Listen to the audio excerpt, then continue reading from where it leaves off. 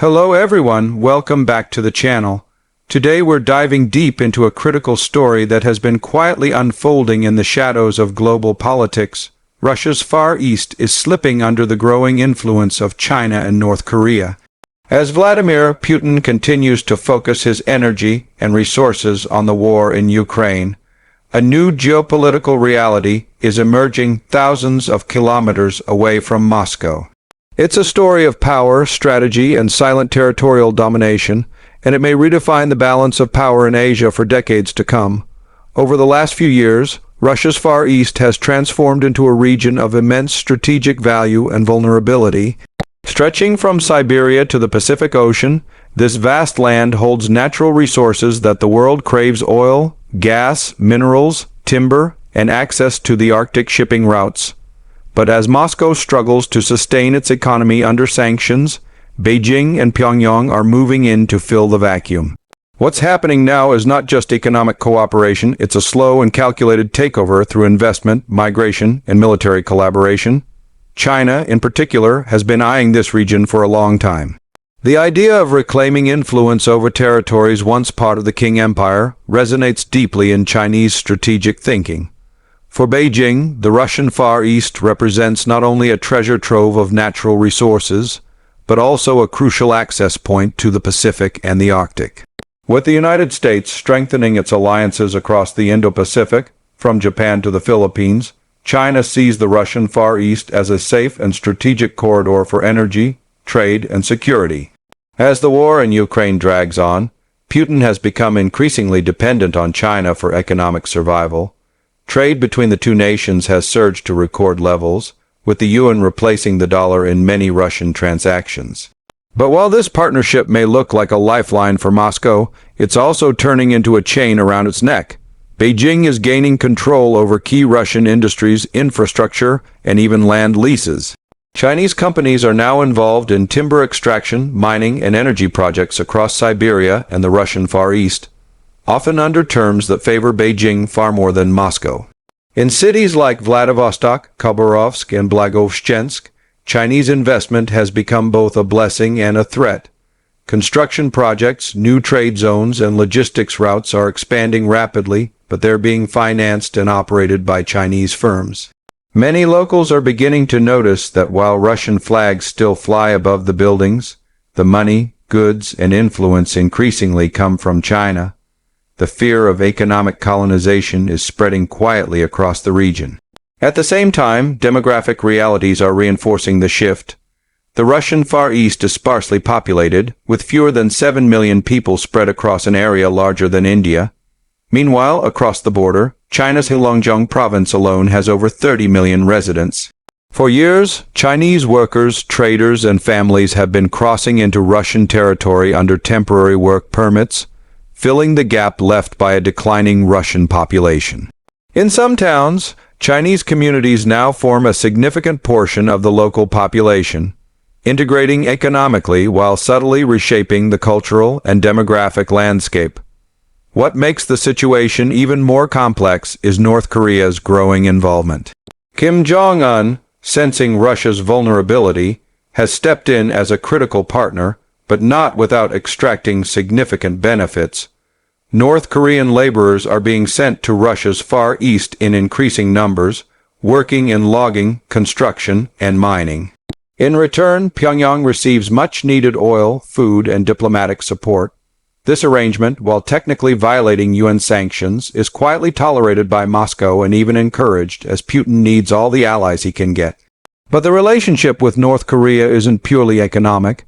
Recent reports suggest that Russia and North Korea are expanding military cooperation.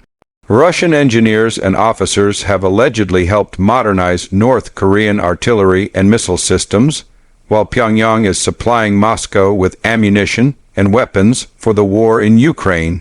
This transactional partnership is slowly morphing into a strategic one, linking Russia's Far East with one of the world's most unpredictable regimes.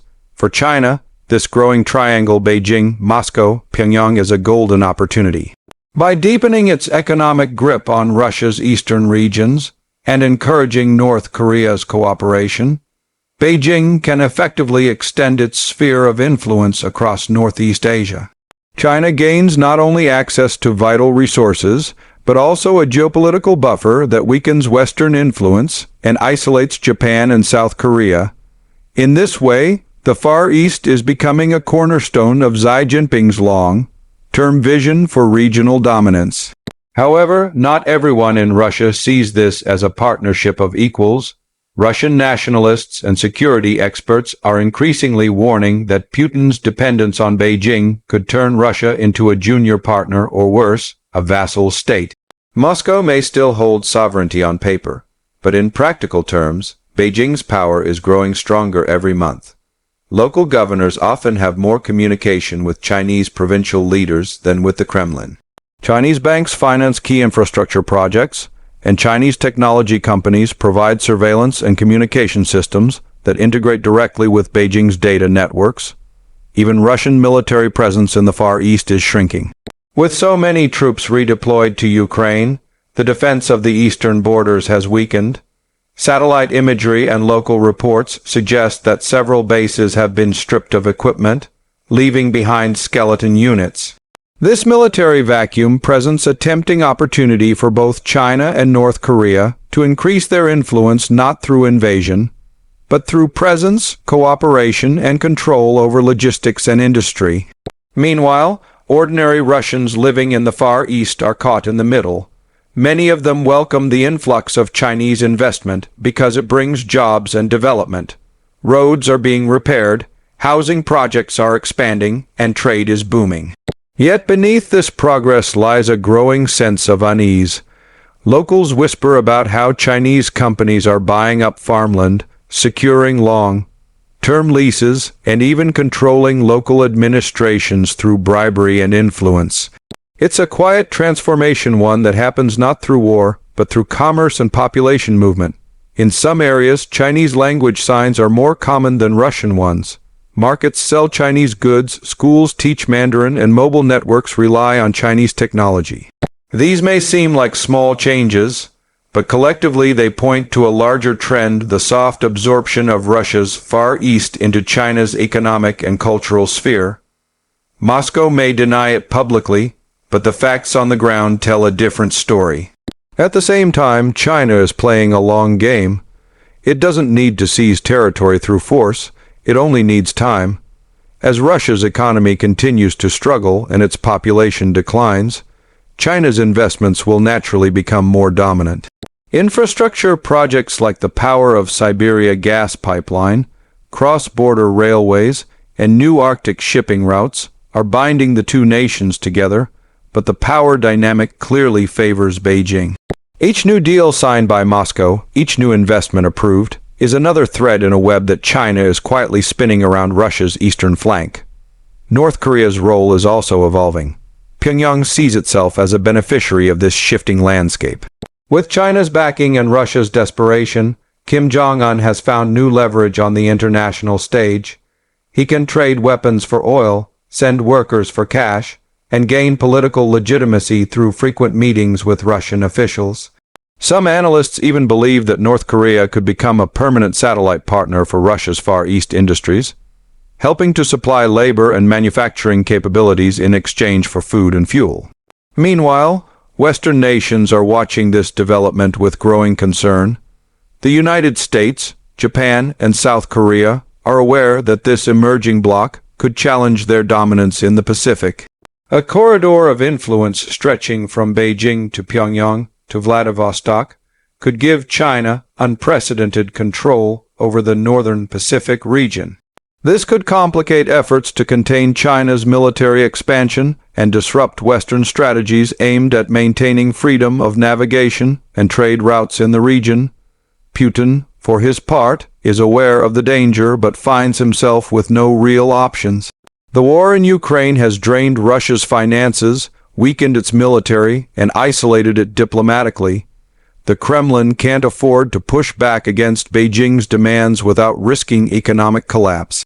So Moscow continues to publicly praise its no limits of partnership with China, even as it quietly loses control over its eastern frontier.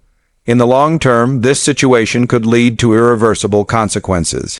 If China continues to dominate trade, infrastructure, and demography in the Far East, then Russia's sovereignty there may become symbolic. The region could effectively function as a Chinese economic zone administered by Russians, but owned and operated by Beijing. It's a modern form of colonization, executed not through soldiers, but through contracts, pipelines, and migration. As for Kim Jong-un, he will continue to exploit the situation as long as it benefits his regime. Russia's need for weapons and labor gives North Korea a rare opportunity to break free from isolation and secure vital supplies. It's a transactional alliance that could, over time, grow into a more permanent strategic arrangement, one that further strengthens China's position as the central power in Northeast Asia. For the Russian people, especially those in the Far East, the question now is whether they are willing to accept this slow transformation. Many feel forgotten by Moscow, abandoned while the Kremlin obsesses over Ukraine. They see Chinese trains crossing the border daily, Chinese goods flooding their markets, and Chinese businessmen buying up local assets. Some welcome the stability it brings. Others fear that their land is being sold piece by piece to a foreign power. Putin's challenge is that he can't stop this process without first solving his Western problem, the war in Ukraine. But that war shows no signs of ending soon, and every month that passes brings Russia deeper into China's embrace. What began as a partnership of necessity has turned into dependency, and dependency, as history shows, often leads to subordination. In the coming years, we may witness the full geopolitical realignment of Eurasia. China will continue expanding its influence through trade and diplomacy. North Korea will capitalize on its strategic value, and Russia will struggle to maintain sovereignty over its eastern lands. The world is watching a silent conquest unfold, one that requires no tanks, no missiles, and no invasions. Only patience, money, and a weakening neighbor. The fall of Russia's Far East into the hands of Xi Jinping and Kim Jong-un is not a sudden event, but a slow erosion of control.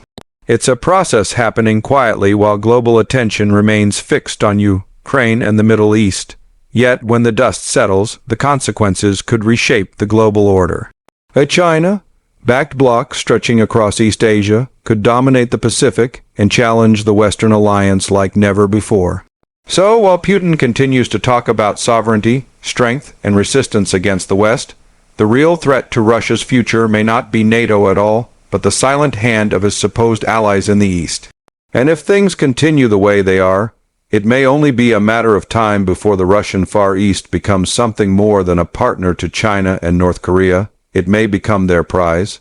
Thank you for watching till the end. If you found this analysis insightful, don't forget to like, share, and subscribe for more in-depth global updates and breakdowns of the world's shifting power dynamics. Stay tuned, because this story is far from over, and what's coming next might change the map of Asia forever.